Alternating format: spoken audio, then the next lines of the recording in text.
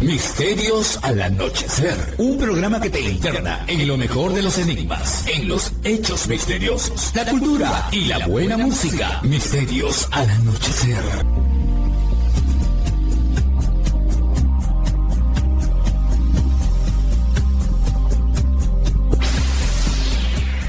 Fernando Chapi Martínez está presentando Misterios al Anochecer. Síguenos también en YouTube, Facebook e Instagram como Misterio Infinito Perú. ¿Qué tal amigos? ¿Cómo están? Bienvenidos a Misterios al Anochecer, su programa de enigmas, hechos singulares, cultura y por supuesto, como el nombre lo indica, mucho pero mucho misterio. Esto se transmite a través de Radio Arequipa Internacional FM y la www.radioarequipa.com. Asimismo en Radio Estación Lamas 96.3 FM de la región San Martín y por supuesto en Radio Imperial 299.5 de Lima Sur.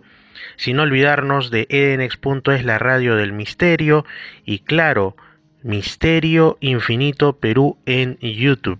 Misterio Infinito Perú, el canal donde más temprano que tarde se van subiendo los programas después de su emisión en la radio FM.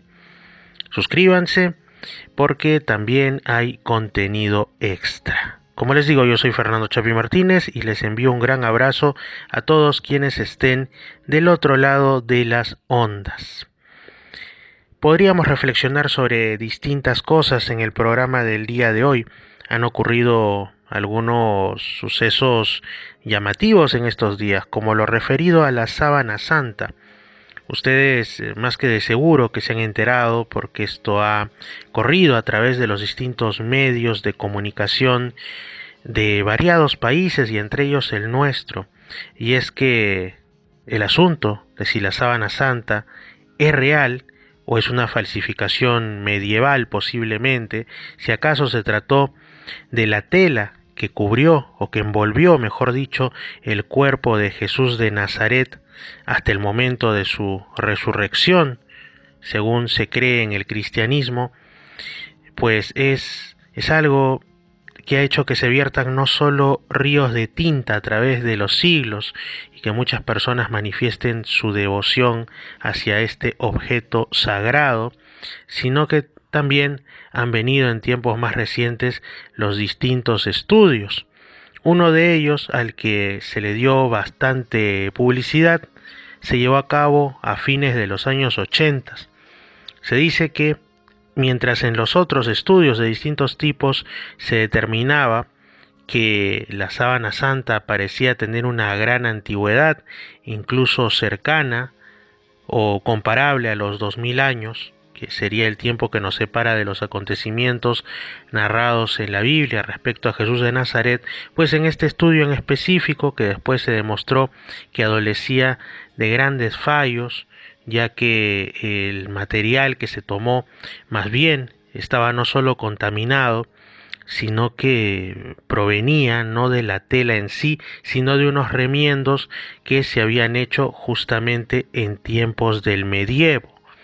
Es así como, por supuesto, al realizar esas dataciones de carbono 14, que además no es un método tan fiable, esto cada vez se tiene más en claro, pues daban fechas justamente de la Edad Media. Entonces, los animosos, los entusiastas personajes que están en contra de todo lo que tiene que ver con espiritualidad o con todo aquello que salga de las sendas del materialismo, se apresuraron a declarar unilateralmente que esto era caso cerrado. Sin embargo, los estudios han continuado, ha surgido incluso una ciencia alrededor del estudio de la síndone, como también se le conoce, la síndone de Turín o la Sábana Santa, la sindonología, de la cual hay un centro especializado en España.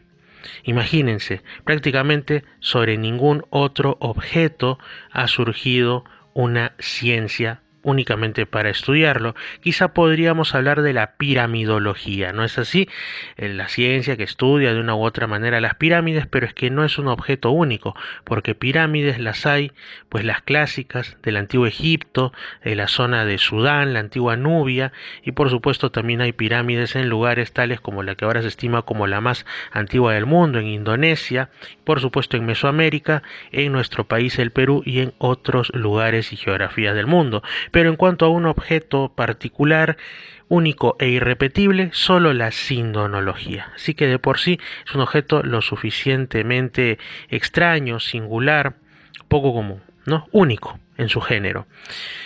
¿Y qué es lo que dicen los estudios más actuales? Pues que hay bastantes probabilidades de que lo que se observa como si fueran una especie de manchas de algún tipo de impregnación o de oxidación, pero que no corresponden a pintura, pero que aún así conforman una figura como en negativo del cuerpo de un hombre que ha sufrido terribles torturas, que además coinciden con lo que en la Biblia y en la tradición cristiana se registra respecto a lo que habría padecido Jesús de Nazaret previo a su crucifixión y su muerte, pues que efectivamente lo que se observa ahí, detalles en los ojos y mucho más, tendrían prácticamente correspondencia con lo que se narra de Jesús de Nazaret. Esto además, como digo, de otros estudios que han puesto en relieve los fallos del carbono 14, pues nos dejan ver que hay nuevamente muchas posibilidades de que, por un lado, la tela, la síndone y lo que en ella está grabado corresponde efectivamente a un tiempo en el que está enmarcada la vida, pasión, muerte y resurrección de Jesús de Nazaret, y que lo que ahí está representado sea efectivamente la figura de un sujeto que pasó por lo que se dice en la Biblia de Jesús, es decir, blanco y en botella. Que hay algunas posibilidades, bueno, el que no quiere creer dirá que no hay una forma indubitable de concluir que eso representa una especie como de marca del cuerpo de Jesús de Nazaret, pero bueno, ya está tan próximo que difícil que se pueda decir que no es así. Ahora, otro detalle es que también la inteligencia artificial se ha utilizado para proveernos de una imagen de ese hombre cuya figura quedó plasmada en la tela. Y cuando se hace esto, pues es curioso, pero no solo es que se acerca muchísimo, por no decir que es casi idéntica a la imagen tradicional que todos tenemos de Jesús de Nazaret, sino particularmente guarda una gran relación, una gran similitud con antiguos íconos del oriente cristiano, de las iglesias ortodoxas, entonces, donde se muestran algunos detalles como una nariz un tanto como alargada, que coincidiría con el hecho de que al parecer dentro de las torturas que le realizaron a Jesús, pues efectivamente hubo rotura del tabique o algo así, lo cual queda reflejado en la sábana santa, y también se le muestra a Jesús como con un ojo más grande que el otro, lo cual tendría que ver también con lo que parece mostrarse en la sábana santa de que a esta persona le habrían dañado uno de los globos oculares en medio de los golpes, ¿no? Así que son bastantes asuntos. ¿Y esto qué es lo que quiere decir? Pues que definitivamente parece que este objeto era ya conocido en los tiempos, y por eso se inspiraron en ello, en los que se plasmaron estos íconos del oriente cristiano, y esto de por sí ya es una prueba bastante interesante, o por lo menos un indicio fuerte de que no es medieval, sino que es mucho más antiguo. Eso entre otras cosas. También estoy hablando al respecto con el amigo Alejandro Merino, conocido también como el adalid de la sabiduría, por quienes disfrutamos ahí de estas conversaciones extensas, ¿no? Desde Málaga, España, con sus conocimientos respecto a distintos tópicos del saber. Hemos hablado al respecto, seguramente la conversación de ello pues va a estar en algún momento en YouTube, pero es bastante interesante cómo no nos deja de sorprender en ningún momento la sábana santa, o lo que se pretende que es la sábana que cubrió a Jesús de Nazaret. Ahora, pasando a otros temas, vamos a meternos plenamente en el misterio. Esto tiene que ver con algo que pues me contaron mediante un mensaje a una de mis redes sociales. Se trata de una oyente que me escribe y me cuenta sobre una serie de sucesos paranormales, y yo quiero reflexionar, ¿no? Yo quiero reflexionar respecto a cómo a veces el misterio, ya sea en su vertiente paranormal o en la ufológica o en una mezcla entre ambas, surge para algunas personas muy a menudo en su existencia, como si tuvieran una capacidad de atraer estos fenómenos o de reconocerlos, de poder interactuar con ellos una y otra vez en la vida. A veces se adaptan a la situación y en otras ocasiones verdaderamente es algo que les molesta, les perturba, y esto le ocurre a más de una persona. Lo cierto es que esta persona que me escribe me comenta que vive en la ciudad de Lima, bueno, actualmente en el distrito del Rímac, distrito muy tradicional y que también tiene sus misterios interesantes. Lo cierto es que me comenta que antes de eso vivía en otro distrito, no muy lejos de ahí, en San Juan del Lurigancho. ¿Qué es lo que ocurre? Que desde muy joven, es una persona que está ya en la base 3, tiene sus 34 años, pues veía que en su casa se aparecía lo que en el argot de los que estudian lo paranormal se conoce como los hombres sombra, ¿no? Estas como imágenes oscuras que algunos aseguran ver como por el rabillo del ojo y otros incluso se las topan de frente, aunque en casos más extraños, menos comunes, ¿no? Entonces ella lo que dice es que en ocasiones, en determinados lugares de su casa, sentía como que la atmósfera cambiaba, como que había un frío particular y se topaba a veces como si pasara rápidamente una especie de sombra negra, o en alguna ocasión, y esto es digno de una película de terror, como si esta figura estuviese agazapada, como escondiéndose, como buscando pasar desapercibida o como preparándose para un ataque, ¿no? Entonces ya era algo que le perturbaba, que le molestaba, y otros integrantes de la familia también, aunque con menos menos veces que ella, también veían algunas cosas bastante singulares en casa, así es que para deshacerse de esta presencia, que por algún motivo ella entendía como negativa o maligna, se va donde un chamán. Este chamán lo que le dice es que esa figura no es un fallecido, o sea, no es alguien que ha quedado ahí porque tuvo una muerte trágica, porque es una zona en San Juan del Lurigancho que hasta no hace tantas décadas pues era un lugar campestre, un lugar rural, sembríos de algún tipo, y donde pueden por supuesto pasar múltiples situaciones y estar enterradas personas a falta de en esos tiempos quizá de algún cementerio cercano, ¿no? Entonces no se trataba de eso, no se trataba de un espíritu de algún fallecido que había quedado como arraigado al lugar al que estaba acostumbrado en vida, sino que decía que se trataba de una entidad de otro tipo. Concretamente, que muy posible era que en ese lugar, antes de la construcción de la casa, hubiese habido algún tipo de adoratorio prehispánico, donde se rendía culto a alguna entidad, a algún espíritu de la naturaleza, a algún dios local perdido en la noche de los tiempos, y que quizá ahí hubiese habido pues entrega de ofrendas, ese tipo de cosas. Entonces como que el lugar hubiera quedado imbuido de cierto poder, ¿no?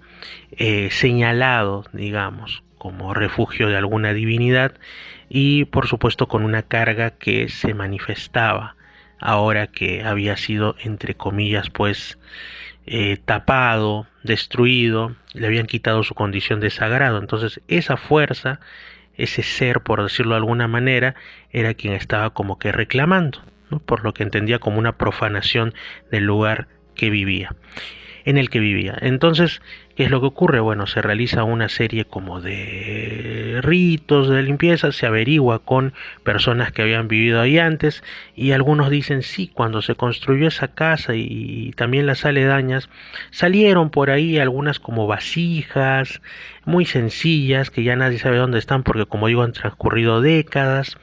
Y parecía como que ahí habían enterrado eso en tiempos prehispánicos, ¿no? Como ocurre en tantos otros lugares. Entonces, esta persona creyó que esa era la explicación de los fenómenos. De ahí se muda, como digo, al Rímac, a un lugar en realidad de reciente construcción, y observa que es como que esta entidad le siguiese, como si esta entidad de pronto también se le aparece en su nuevo hogar, pero eso no tenía sentido porque era un sitio nuevo, un lugar donde había constancia de que antes no había habido otra cosa.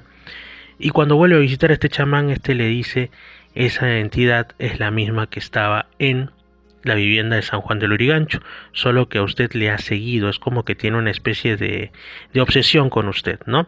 Entonces otro proceso, baños de algún tipo de limpia, todo ese tipo de cuestiones, y esta persona siente que esa entidad ya le había abandonado, ya no vuelve a ver sombras ni nada, la atmósfera está más tranquila en casa y se decide, como digo, a contármelo mediante la red social.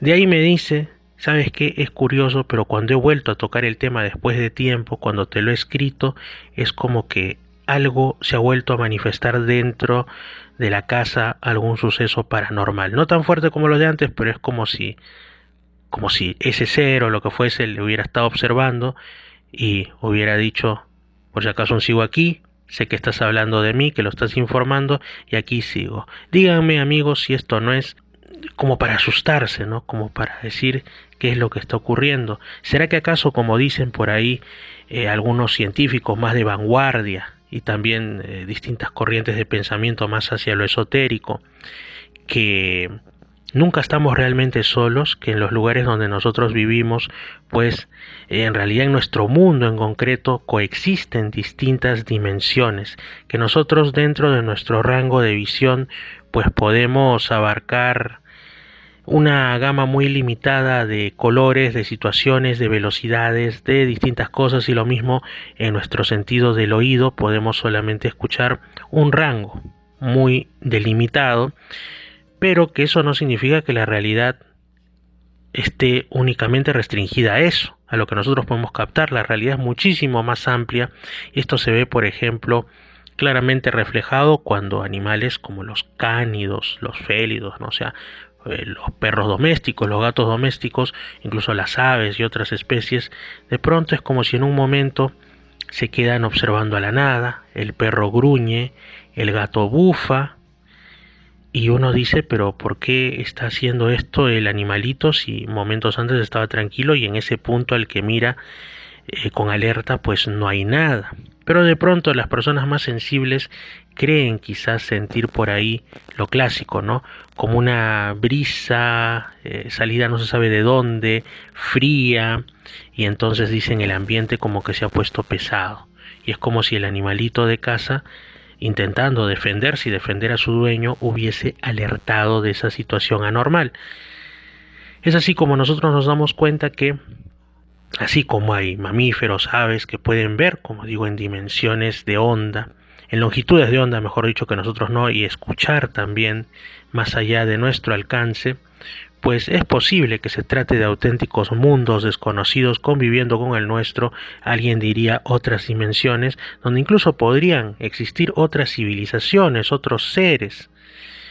Y esto se ve quizá reflejado en algunos casos que a muchos nos gustan, ¿no? Que miman nuestra imaginación, pero que también es cierto que hay distintas personas en muchos tiempos, y esto cuando ya son casos muy antiguos han quedado incluso en la forma de leyendas, ¿no?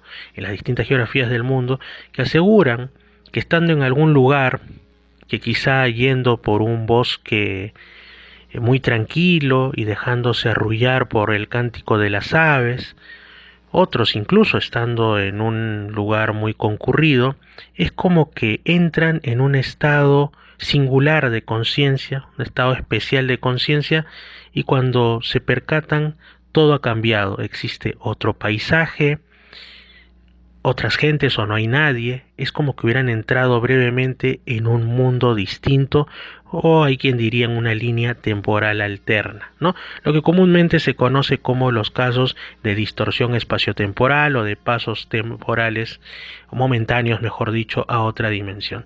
Entonces, quién sabe si estos simplemente sean como aperturas por algún fenómeno físico o lo que fuese, en los que la persona entra a esos otros mundos habitados que coexisten con el nuestro. Y justamente lo que dicen, ¿no?, científicos de vanguardia, que podría ser que no se trata de la existencia de seres extraterrestres que nos vienen a visitar, sino que serían civilizaciones que vivirían junto con nosotros en el planeta, pero que no las podemos detectar todo el tiempo. Claro, los científicos lo llevan más hacia el asunto y los denominan como criptoterrestres, como que quizás serían seres físicos, pero que viven en rincones del planeta que no han sido todavía adecuadamente integrados, explorados, ¿no?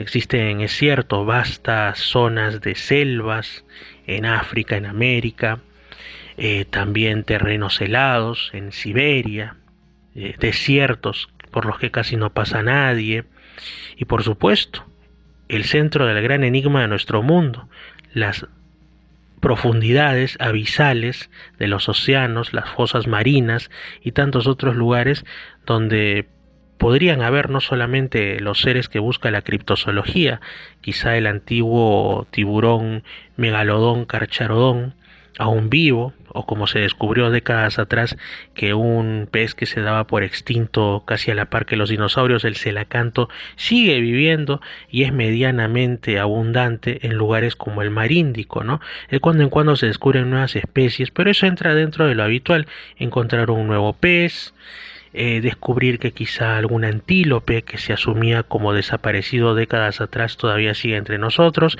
Hemos hablado también en el programa de personas que buscan, por ejemplo, a ejemplares de los homínidos, ¿no?, nuestros parientes evolutivos que podrían estar todavía vivos en pequeño número en algunos rincones, pero lo que estos científicos prácticamente plantean es que dentro de toda esa vasta gama de seres que desconocemos en nuestro mundo podrían haber auténticas civilizaciones escondidas, alguno dice incluso quizá en el subsuelo, pero también es posible que, como dicen las leyendas, se trate en realidad, como lo que se habla, ¿no?, por ejemplo, en tierras de Asia Central y Asia Oriental, y en los Himalayas y en el Tíbet, de auténticas ciudades escondidas, de una magnificencia difícilmente imaginable por mente humana, como es Shambhala o Agartha, y de lo mismo que se ha hablado en tantas partes del mundo, en tantos tiempos y civilizaciones, lugares que son como entornos idílicos, paradisíacos, que existirían coexistiendo con el nuestro o al interior de la Tierra, pero que solo serían accesibles por parte de iniciados o en todo caso de personas que se lo merecieran por ser de buen corazón. Esto, por supuesto, podría ser una interpretación de las culturas antiguas para casos como lo que ahora hablamos, ¿no?, de supuestos lugares donde se entrecruzan dimensiones y la gente de pronto es como que sale de nuestra realidad, pero en otros tiempos, ¿no? Por ejemplo, esas leyendas que tanto han llegado hasta nosotros, por poner una que sea así, tipo, ¿no? Una persona que va caminando, como digo, por un bosque, de pronto se sienta a descansar bajo un árbol, arrullado por los cánticos de las aves, y de pronto cuando despierta tras lo que él o ella interpreta como tan solo algunos minutos o unas pocas horas, ve que todo ha cambiado alrededor, y cuando va hacia la ciudad o al pueblo del cual había salido, todos son extraños, visten distinto, las circunstancias han cambiado, hasta la lengua no es la misma exactamente, y cuando se identifica nadie lo conoce, su familia no existe, pero está el recuerdo de que en un tiempo muy lejano, que después se revela como 50, 100, 200 o 300 años atrás, alguien con su nombre había acudido al bosque, quizá a cazar o a recoger frutos y había desaparecido sin dejar rastro. ¿No? Este es un tipo de leyenda que se va repitiendo una y otra vez en distintas geografías del mundo y que podría tener su origen, como digo, justamente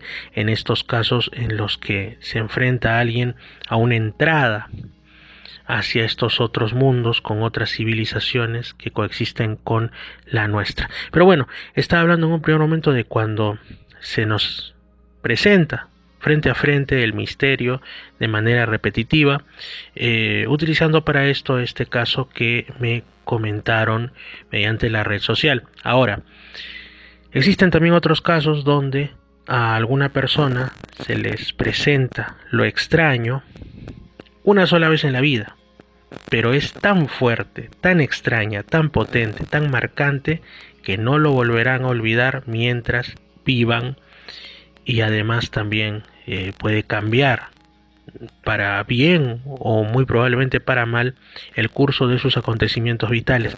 Es así como, para ejemplificarlo, recurrimos a un caso de los 70, un 21 de junio de 1970, y nos vamos hasta México. El protagonista es un aviador en realidad relativamente novato. Estaba como que realizando algunas pruebas para demostrar que podía hacer bien las cosas en el campo de la aeronáutica, ¿no? Como piloto.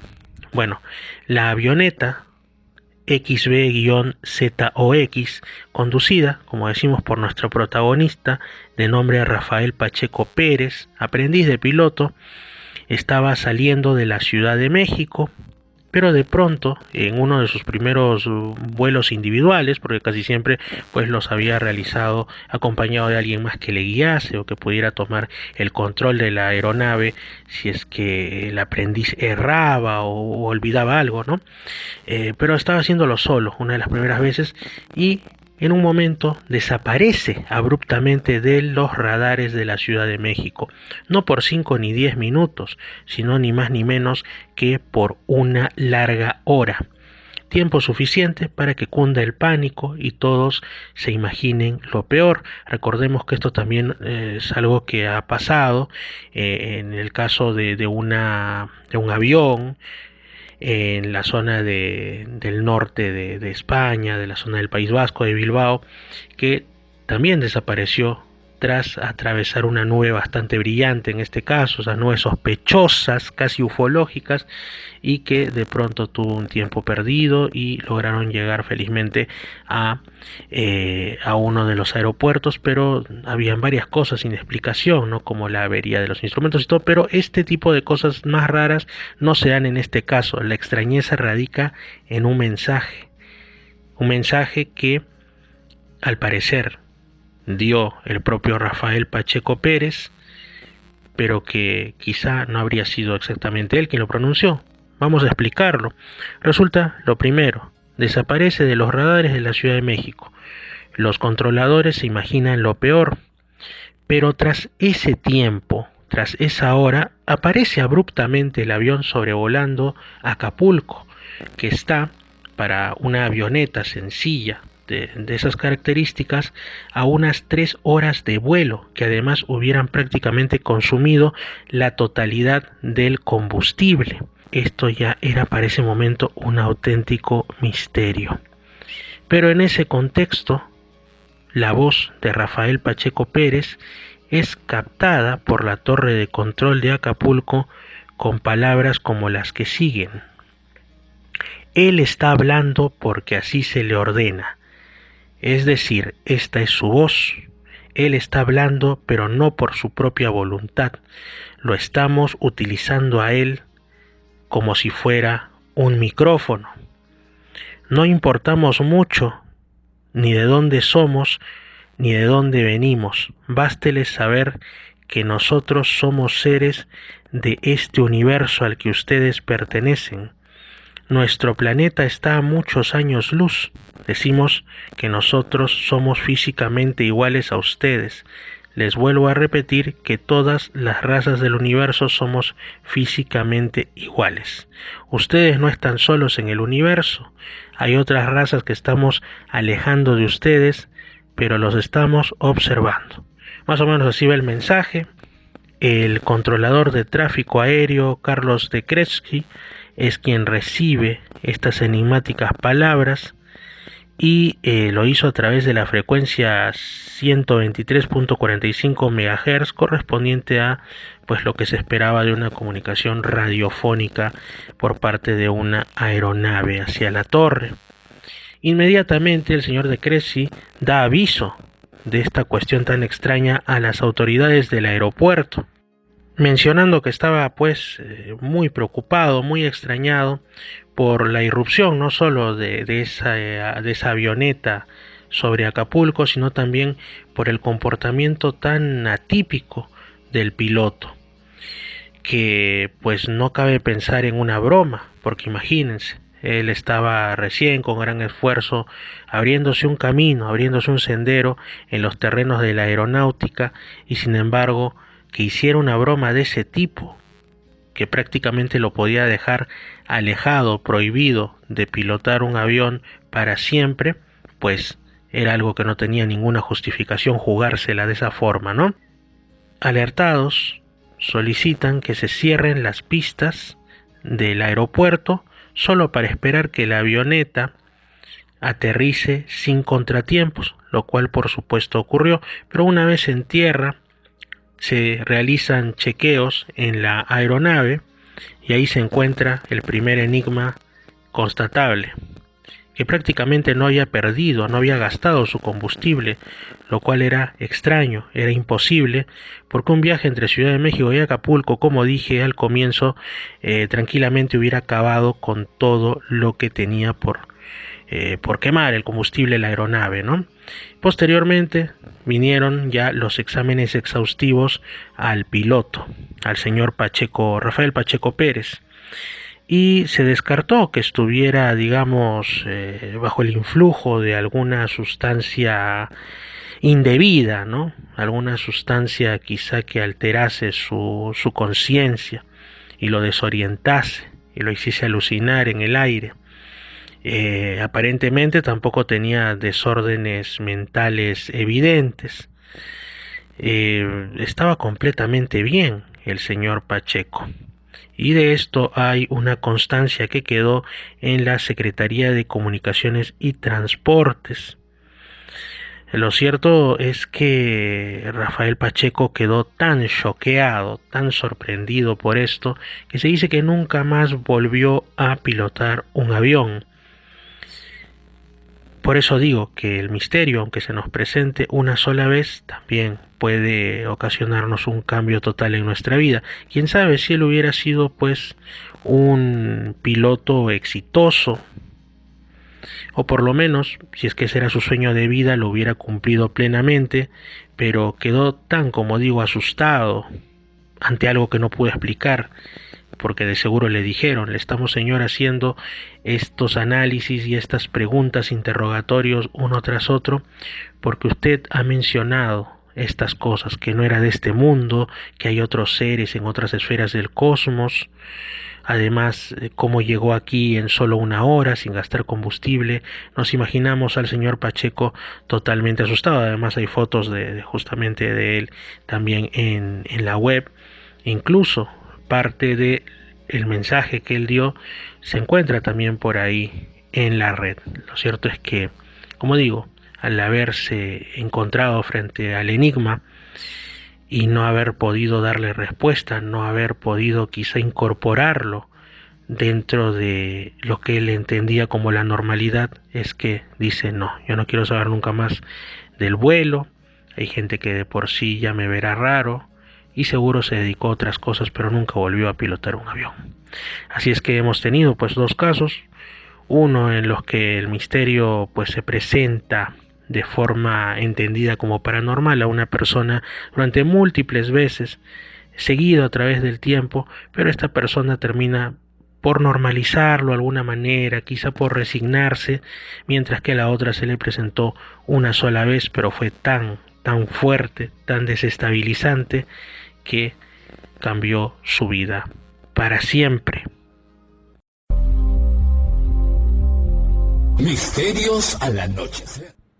Y bueno amigos, ahora en esta segunda parte del programa vamos a algo que a muchos les gusta especialmente.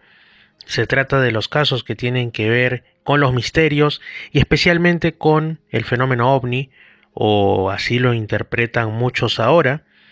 Y digo que así se interpreta ahora porque se trata de retrocasos, es decir, eventos, sucesos que han quedado en la historia de los enigmas, pero que ocurrieron hace mucho y que también han sido captados, han sido plasmados para la posteridad, pasando, por supuesto, por el filtro de la cultura y de la forma de entender la vida y el mundo de el momento histórico en el cual ocurrieron.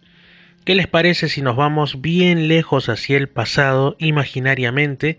Nos encontramos en los primeros años del siglo XVIII y en un lugar que hasta ahora cuando lo mencionamos, pues lo que nos viene a la mente son palabras como soledad, frío, inhóspito, despoblado, etc. Estoy hablando de la Siberia rusa.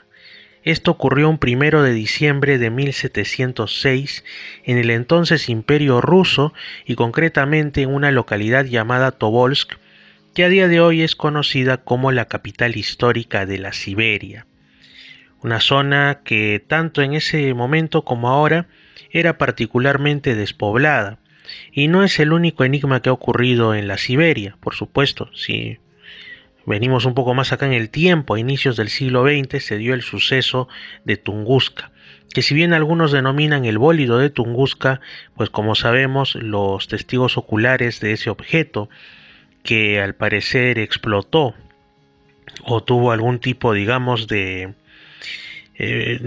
reacción o de situación que causó que fuera devastada gran parte de la Siberia y que incluso se pudieran observar resplandores y captarse los movimientos prácticamente telúricos a miles de kilómetros de distancia. Bueno, los que pudieron observar esto afirman que era más bien un objeto en forma como de tubo, es decir, que de bólido, como muchos le quieren decir al objeto que protagonizó el suceso de Tunguska, pues poco en realidad. Bueno, como digo, unos 2 siglos antes de eso, en 1706, en Tobolsk, Siberia rusa, pues la gente se encontraba en una hora mediana de la noche, ya preparándose para descansar, o quizá incluso ya a punto de conciliar el sueño.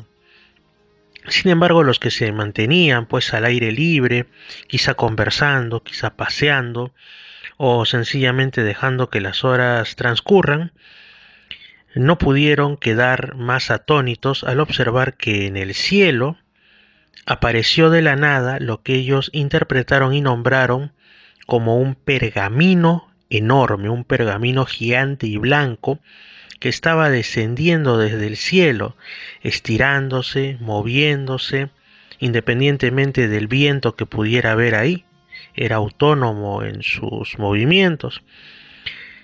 Y a la par que aparecía este, entre comillas, pergamino celestial, también se escuchaba un sonido muy raro que lo llenaba todo, que para los observadores era algo similar a un susurro, pero no un susurro leve, sino más bien estruendoso, aunque parezca un contrasentido, ¿no? No podían entender si era una voz que decía, pero de por sí era como si fuese un mal presagio, como si lo que quiera que estuviese como significado de ese aparente susurro, pues no fuese nada bueno.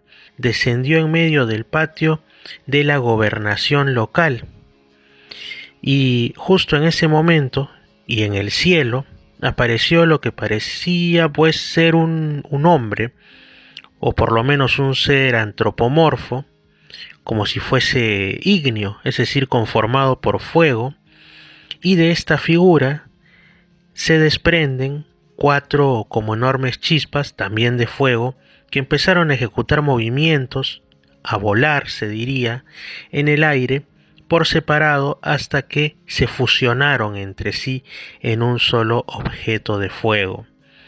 Todo esto en realidad no duró tanto. Se dice que quizá solo algo más de un minuto, cuando de repente, como si alguien hubiera pulsado el botón de off, el botón de apagado de lo que se estaba viendo, como si alguien hubiese, en el supuesto que fuese un holograma, ¿no?, decidido acabar con esa escenificación, con esa proyección, todo repentinamente y a su vez desapareció.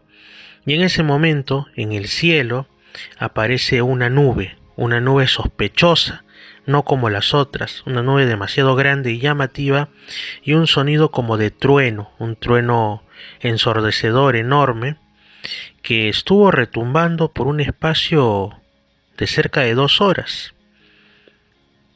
Bueno, esto fue conservado en un manuscrito que se encuentra actualmente en el Museo de la citada Tobolsk, y por supuesto, a día de hoy podríamos entenderlo, ya sea, si nos ponemos sumamente escépticos, como simplemente una leyenda con moraleja, o un rumor que fue creciendo en un efecto bola de nieve y que sirvió para quizá infundir nuevos bríos a la piedad, a la religiosidad popular. Y si nos ponemos un poco más desde la óptica actual, pues diríamos que se trataba de un objeto volador no identificado con un ser humanoide, es decir, aliens, como dirían, ¿no?, como el meme de Giorgio Tsoukalos, que suelen usar mucho en las redes sociales, o al menos lo usaban hasta no hace tanto, de aliens. Puede ser lo uno o lo otro. Desdichadamente, por el tiempo que nos separa, ya en realidad 3 siglos desde ahora y más inclusive, pues va a ser bien difícil que sepamos qué ocurrió en ese 1706. Sin embargo, hay otros casos también, un poco más cercanos o bastante más cercanos en el tiempo, pero que igual pueden ser catalogados como retrocasos. Vámonos hasta 1952, un tiempo en el que quizá nuestros antepasados directos, es decir, nuestros padres, o por lo menos nuestros abuelos, ya estaban vivos, así que es un caso, como digo, que se puede poner en nuestra imaginación en color sepia o en blanco y negro, pero que no es tan alejado como el otro. ¿Dónde ocurrió esto? Un 31 de julio de 1952 en Italia, y concretamente en las montañas Bernina. Allí se encuentra Giampiero Mongucci junto a su esposa, y están pues de excursión en la zona donde hay un glaciar. Pero de pronto notan que todo está en un silencio que parece artificial, un silencio más que sospechoso, y la intuición, esa especie como de alarma interna con la que todos hemos nacido, hizo que entraran pues, digamos, ya no digo en pánico, pero por lo menos estaban sumamente incómodos y creían entender que algo anormal estaba pasando, que se avecinaba algo que los iba a sorprender para mal. Y justo en ese momento es que ellos aprecian, se dan cuenta que a unos 200 metros de distancia de su ubicación está un objeto gigantesco, así lo describen, puesto sobre el hielo del glaciar. Tenía una forma como de lente, es decir, una forma pues como más o menos discoidal, ¿no? Como una lente de estas que hay en las gafas, algo así. No completamente discoidal, sino como si fuese la mitad de un disco. Vamos a ponerlo de esta manera para que sea más gráfico, ¿no? Que además tenía sobre él lo que aparentaba ser una antena de un color rojo sumamente llamativo y contrastante con el hielo circundante. No habían todavía quizá intercambiado ideas sobre qué podía ser aquello, y en eso el señor Giampiero Mongucci decide tomar una fotografía. Es en ese instante cuando se percata de la presencia de lo que interpretaron como un hombre que estaba vestido con un buzo como los de los submarinistas, aunque con una apariencia mucho más metálica. Y estaba rodeando la nave, que así interpretaron ese objeto como una nave, como si la estuviera inspeccionando, como si fuese un mecánico que estuviera intentando llegar a la parte que estuviese fallando y necesitara una reparación en un auto o en un artefacto de transporte cualquiera, ¿no? A la par que rodeaba la nave, este ser se iba acercando.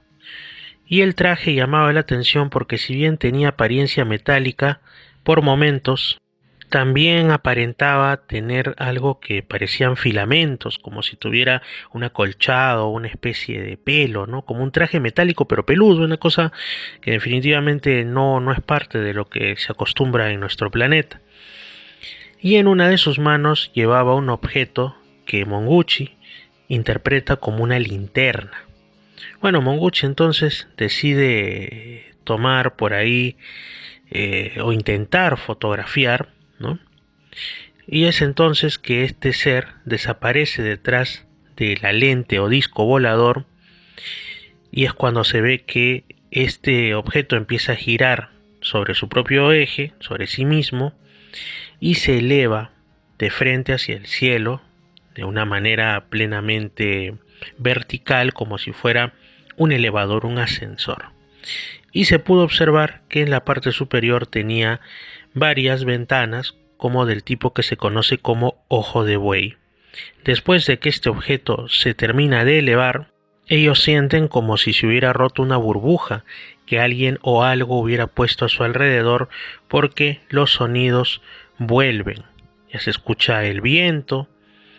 Cuando ellos pisan la nieve o el hielo, por supuesto, además de dejar huella, también hay un sonido, y así. Bueno, este es un caso, como digo, acontecido en 1952 en Italia.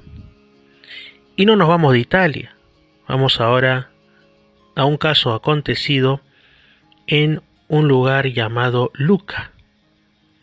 Más o menos en algún punto entre junio y julio de los años 1944 o 1945. No hay, digamos, una fecha exacta que haya quedado para la historia, ¿no?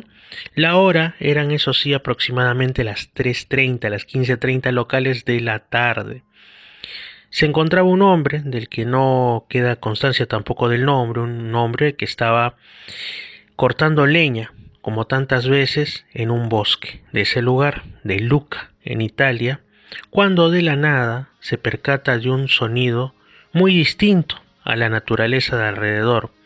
Era algo así como un siseo, como un sss. Esto se prolongó por varios minutos, así que ya nuestro protagonista se sentía extrañado y quizá también fastidiado por ese sonido inusual. De modo que decide seguirlo hasta la que podría ser su fuente, su origen. Después de pasar por una zona en la que había bastante vegetación, sobre todo pastizales, malezas, hierbas altas, se da de cara con la presencia de un objeto al que describe como si fuese ovoide, como si fuese un gran huevo metálico que estaba posado en un claro del lugar. Sin embargo, el testigo, aunque lo examinó con la mirada, mencionó que parecía metálico y luminoso, pero después se desdijo y mencionó que no sabía si era que reflejaba la luz del sol potente a esas horas o si el propio objeto estaba generando un brillo. Calcula que tendría entre unos 10 a 12 metros de ancho y se encontraba a unos 50 o 60 metros del testigo. Y es en ese momento cuando el chiste continúa, cuando las sorpresas recién iban a aparecer en toda su dimensión, porque el testigo lo que dice es que de la nada ve a dos seres que, como en el caso inmediatamente anterior, parecían estar como realizando reparaciones en la nave, el objeto, como ustedes lo quieran decir. Para él se trataba de personas, seres humanos, que si los ves en cualquier calle, pueblo o ciudad, no te llamarían la atención porque parecían hombres normales, comunes y corrientes, pero eso sí, como si llevaran una protección, estaban provistos de cascos en la cabeza. Su vestimenta estaba conformada por lo que describe el testigo como los overoles de los aviadores de esos años. Así que no se sintió particularmente asustado porque los identificó como eso, como pilotos totalmente humanos de un nuevo modelo, quizá un prototipo experimental de algún avión perteneciente ya sea, recordemos que era pues un tiempo de recién ya acercándose al final de la Segunda Guerra Mundial, bueno, quizá de inventores militares, ya sea de los aliados o ya sea de los alemanes, ¿no? Así que al intuir que podía ser algo relacionado pues a militares y que podía meterse en algún problema, el testigo decidió alejarse, meterse lentamente al bosque y seguir con su trabajo como si no hubiera visto nada. En ese momento, el sonido, como si fuera un siseo o un silbido, cesó completamente. Esto ha sido registrado en un libro denominado, bueno, en italiano, pero traduciéndolo al español, un nombre que a mí me parece maravilloso, ¿eh? Cuando los platillos vinieron a la tierra. Seguimos avanzando en el tiempo y ahora nos vamos hasta la década de los 70, concretamente en un centro poblado llamado San Matías de Chambly o algo así, en el Quebec, la zona francófona de Canadá. Era concretamente el 6 de octubre de 1973 y ya era, para empezar, una hora tardía, una hora prácticamente de madrugada. Los protagonistas son el señor y la señora, es decir, una pareja de esposos que han decidido únicamente identificarse con la primera letra de su apellido, la letra R, el señor y la señora R, que vivían en la localidad mencionada en una calle llamada Huron, zona urbana entonces, y deciden salir a tomar algo de aire fresco antes de irse a dormir. Y en eso, el aire fresco fue lo que menos les importó, porque observaron una potente, una poderosa luz blanca que se encontraba más o menos a unos 400 o 500 metros hacia el norte de su ubicación, en una zona que era puro campo. Se asustaron porque pensaron que podría tratarse de ladrones que estuviesen pues pensando que a esa hora todos dormirían, así que podían hacer sus fechorías, hacer de las suyas. Pero de pronto la luz se termina apagando de golpe y ellos dijeron, bueno, no eran después de todo ladrones ni que quisieran entrar a robar a la vivienda, ni tampoco que estuviesen quizá llevándose el ganado que había más o menos cerca de ese lugar. No pensaron más y deciden irse a dormir. Sin embargo, horas después, ya de mañana, la señora R se encontraba tendiendo la ropa mientras su esposo estaba junto a unos trabajadores realizando unas reparaciones en el domicilio, en la casa, y observan, ahora sí preocupados, que hay una humareda, que está saliendo humo de un campo ubicado más o menos en la misma posición donde habían visto la luz en la madrugada anterior. Es así que la señora R, al percatarse de esto, llamó a gritos a su esposo.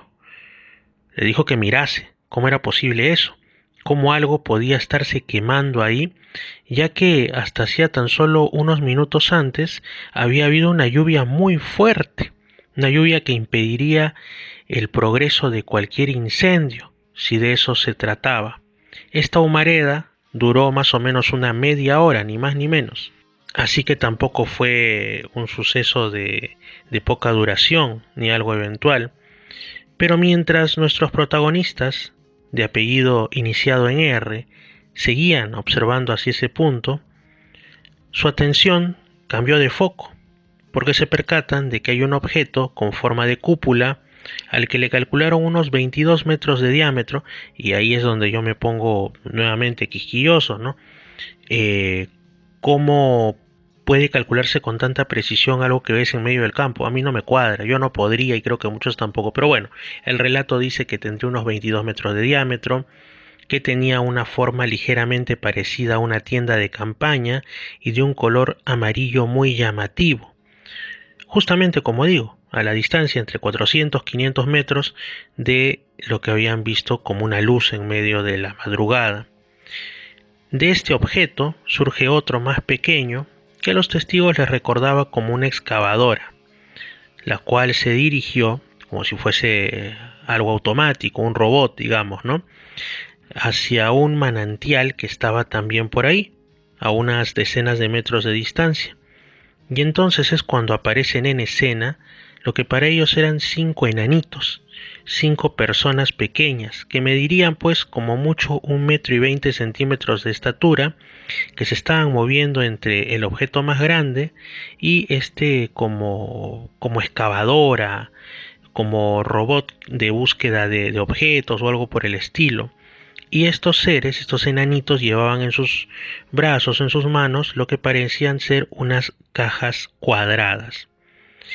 No podían ver adecuadamente sus piernas porque estaban cubiertas por la hierba alta, la maleza alta de esos lugares, y parecían mover mucho los brazos al desplazarse y caminar hacia adelante y hacia atrás alternativamente. Su vestimenta parecía ser de un color amarillo brillante y llevaban cascos, todos ellos. Los testigos igual sabían que lo que estaban viendo era inusual, pero intentaron racionalizarlo como para que no les explote la cabeza del temor, y dijeron, bueno, son chiquitos, quizás sean Boy Scouts, ¿no? En el fondo sabían que eso no podía ser así, pero intentaron, como digo, racionalizarlo y llevarlo hacia algo mucho más normal.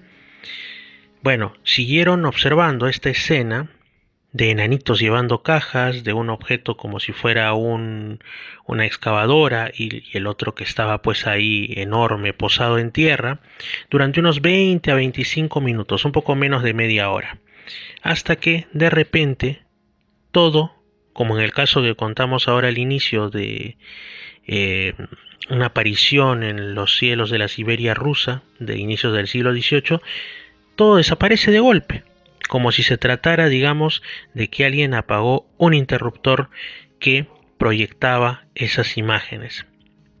Entonces es como que ellos salen de alguna especie de estado alterado de la comprensión y de la conciencia y se dan cuenta de que lo que estaban pensando de que eran Boy Scouts o algo así era imposible, y en realidad lo imposible también era que alguien hubiera llegado hasta ese lugar y se hubiera retirado sin utilizar una carretera cercana.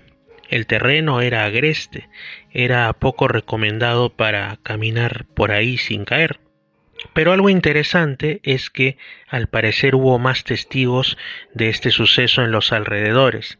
Es así como una vecina se pronuncia, y lo que ella dice es que observó un gran objeto que había despegado del campo de manera muy silenciosa y se había dirigido hacia el Rushmont o Montaña Roja, una elevación que estaba en esa zona.